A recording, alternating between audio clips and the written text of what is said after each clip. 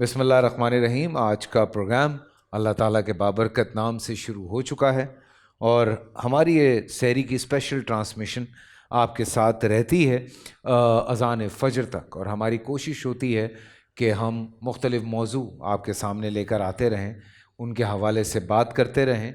लेकिन जहाँ पे हमारी सहरी की ये ट्रांसमिशन होती है वहीं पे हमारी ये भी कोशिश होती है कि जो अंबिया के बोल हैं वो भी आप लोगों तक पहुँचाते रहें। तो मुफ्ती हनीफ़ कुरैशी साहब अंबिया के बोल के साथ हाजिर हैं, आइए चल के वो सुनते हैं।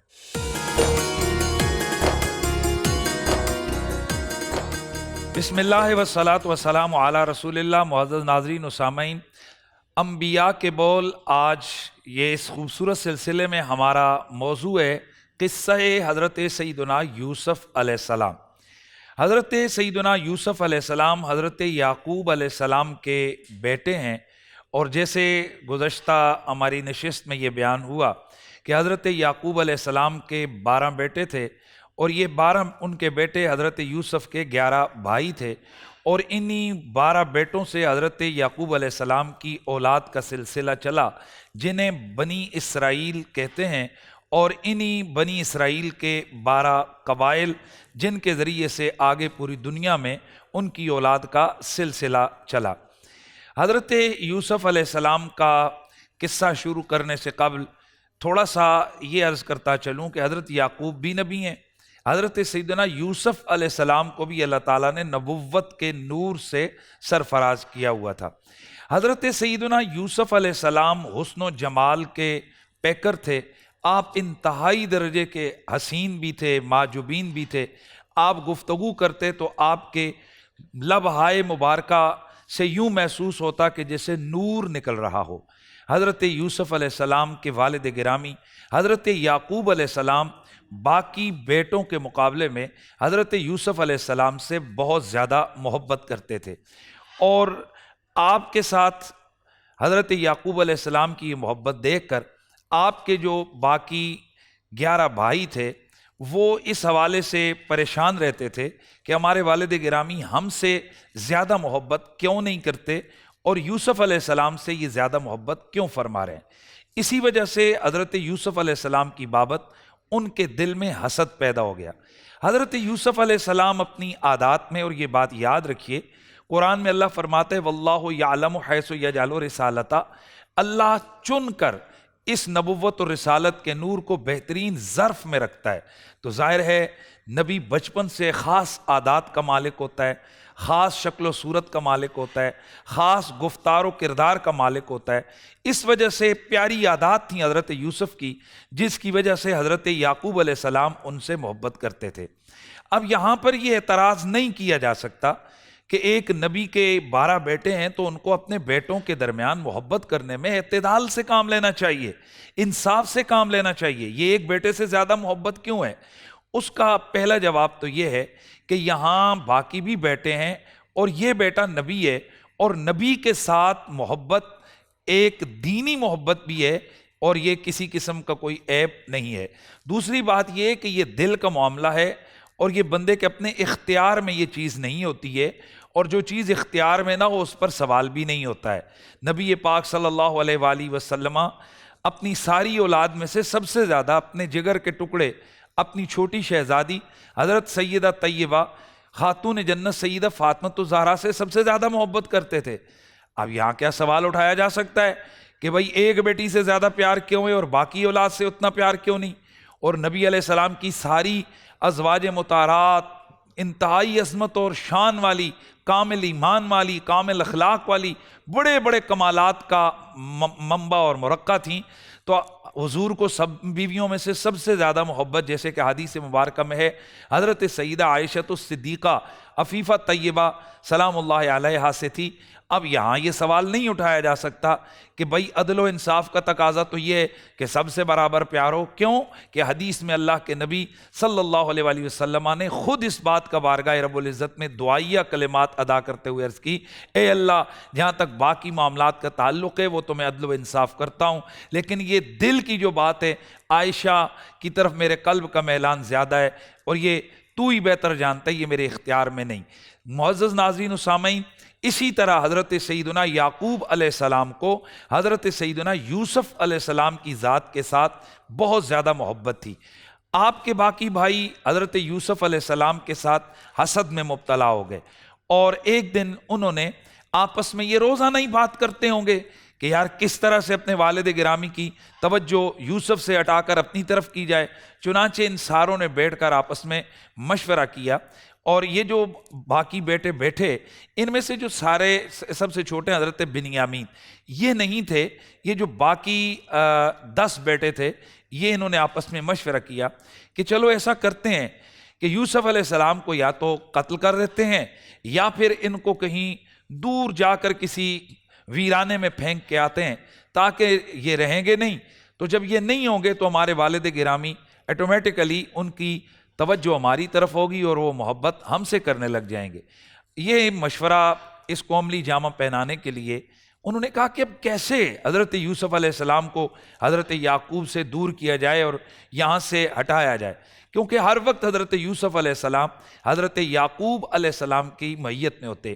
ایک اللہ کے کامل ولی ہیں، ایک بزرگ ہیں، انہوں نے ایک بڑا زبردست نکتہ لکھا۔ وہ فرماتے ہیں کہ حضرت یعقوب علیہ السلام حضرت یوسف علیہ السلام کو دیکھے بغیر رہ نہیں سکتے تھے۔ اب یہاں پر خیال ہوتا ہے کہ کیا اتنی زیادہ محبت نبی کو اولاد سے کرنی چاہیے؟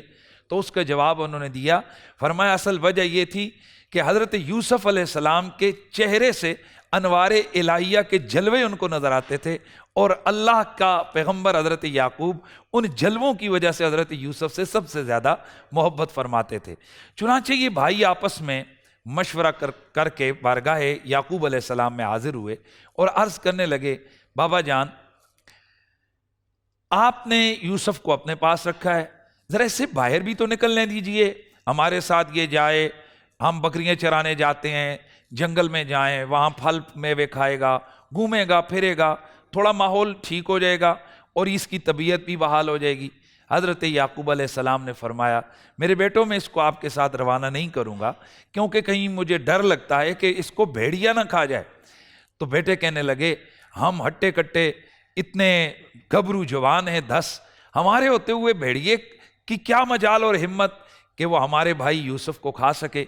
چنانچہ انہوں نے ہیلے بہانے کر کے، منت سماجت کر کے حضرت یوسف علیہ السلام کو حضرت یعقوب علیہ السلام سے ہٹایا اور اپنے ساتھ لے جانے پر حضرت یعقوب کو راضی کیا اور انہیں تیار کرنے لگے۔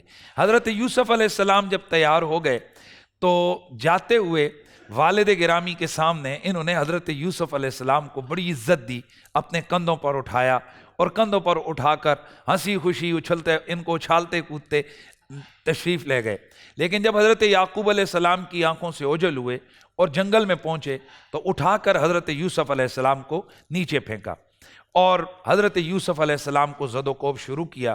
آپ حیران ہیں کہ یہ میرے بھائیوں کا اچانک سے یہ رویہ کیسے بدل گیا۔ اللہ اکبر! یاد رکھیے، جہاں حسد آ جائے، بغض آ جائے تو وہاں خون کا دشمن بھی ہو جاتا ہے، ایسا بھی ہم نے دیکھا ہے۔ حضرت سیدنا یوسف علیہ السلام کے ایک بھائی نے ان کو پکڑا اور وہ اس کوشش میں تھا کہ ان کا گلہ دبا کر ان کو ہلاک کر دیا جائے، شہید کر دیا جائے، لیکن بڑے بیٹے حضرت یعقوب کے بڑے بیٹے اور ان کے جو بڑے بھائی تھے حضرت یوسف علیہ السلام کے بڑے بھائی یہودا، انہوں نے کہا کہ نہیں، قتل نہیں کرنا ہے، بلکہ ایسا کرتے ہیں کہ ان کو ایک ویرانے کنویں میں ڈال دیتے ہیں، کوئی آئے گا مسافر تو ان کو وہاں سے نکال کے لے جائے گا، اور ہمارا اصل مقصد تو یہ ہے کہ یہ ہمارے والد گرامی کی نگاہوں سے اوجھل ہو جائیں۔ اگر ہم نے قتل کیا تو اس کا انجام بڑا برا ہوگا، اللہ کی بارگاہ میں اس کا جواب نہیں دے پائیں گے۔